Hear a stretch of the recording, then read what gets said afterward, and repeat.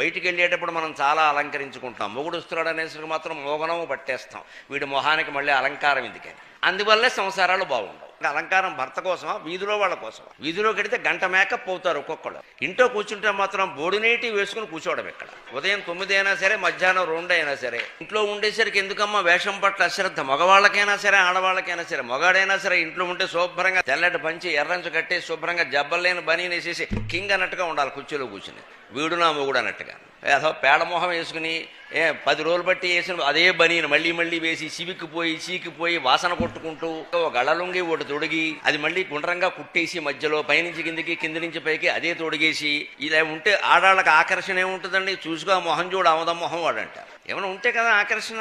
అసలు ఇంట్లోనే దాంపత్య బంధం బాగుండాలి అంటే ఎంతసేపు పురుషుడు భార్యను ఆకర్షించే విధంగా, స్త్రీ పురుషుణ్ణి ఆకర్షించే విధంగా ఉండాలి. ఆకర్షణ లేకపోతే బంధం ఎలా ఉంటుందండి?